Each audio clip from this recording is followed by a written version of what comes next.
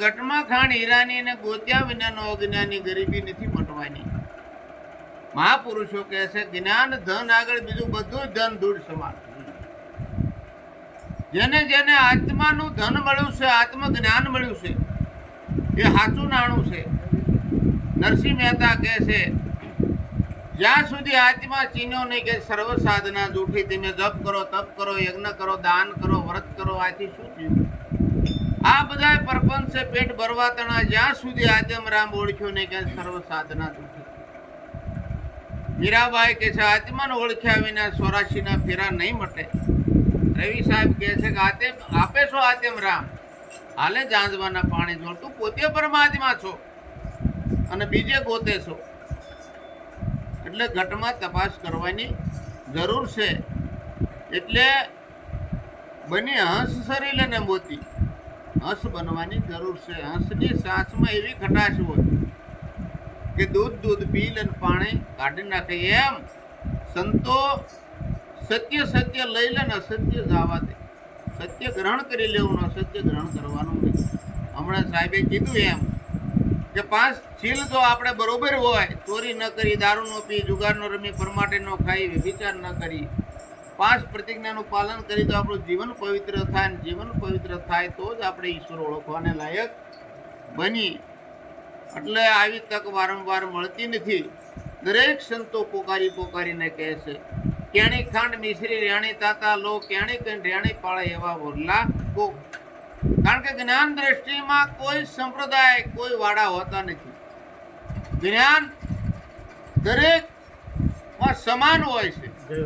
કારણ કે પરમાત્મા સર્વવ્યાપક છે, કોઈ ઘટમાં નથી એવું નથી. અણુ અણુમાં છે. ભગવાન ગીતા જેમ કહેતા હોય હોની અણી મેકે એટલી જગ્યા મારા વિના ખાલી નથી. એટલે નાત જાતિના વાડા પણ તૂટી જાય છે. અને આવું તો કોક સૂર્ય ભક્તિ કરીએ કે કાયરનું કામ નથી. પ્રથમ પહેલા મસ્તક મેકીને વર્તી લેવું નામ.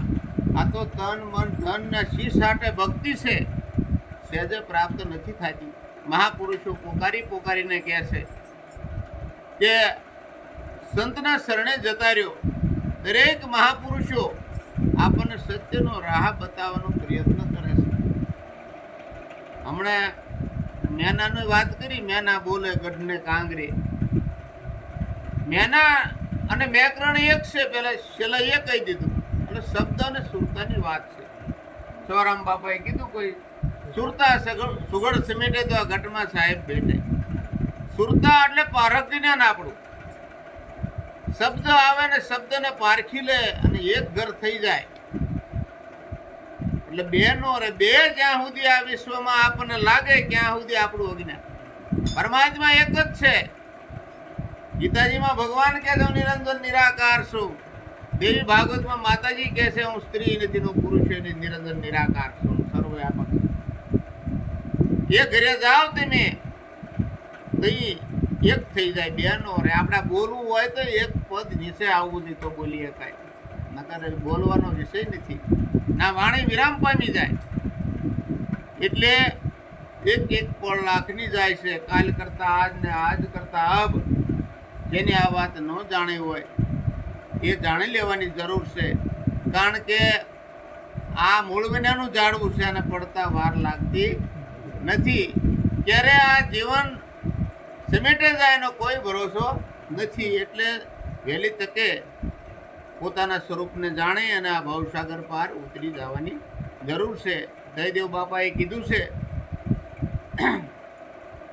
કે ઝાકળના પાણી જેવી આ જિંદગી રે લોલ.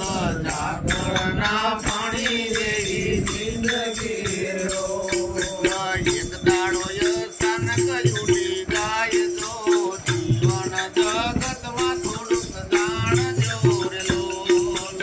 એક દાડો સ્થાનક ઉડી જાય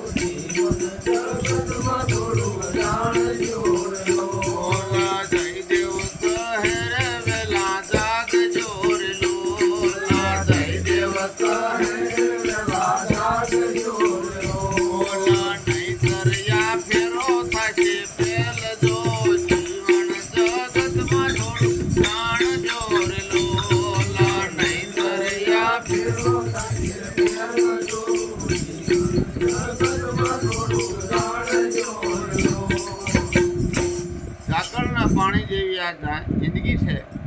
દિવસ ઉગે ને ઝાકળના મોતિયા જેમ હુકાઈ જાય એમાં જિંદગી આપણી ક્યારે પૂરી થઈ જાય આનો કોઈ ભરોસો નથી. એટલે જયદેવ બાપા કહે છે વહેલા જાગી જાજો, તમારા સ્વરૂપને જાણી અને આ ભવસાગર પાર ઉતરી જાજો. કારણ કે આ જગતમાં જન્મ મળ્યો માનવ અવતાર. આદ્યમ રામ ઓળખ્યા નહીં તો એળે ગયો અવતાર. આ જગતમાં જન્મ મળ્યો છે ને જો આત્માની ઓળખાણ ન થઈ તો આ માનવ જન્મ મળ્યો શા કામનો. અને સદગુરુ મળી ગયા તો બધું મળી ગયું આપણને. માટે આખા ભક્તે એની એક વાણીમાં કીધું છે,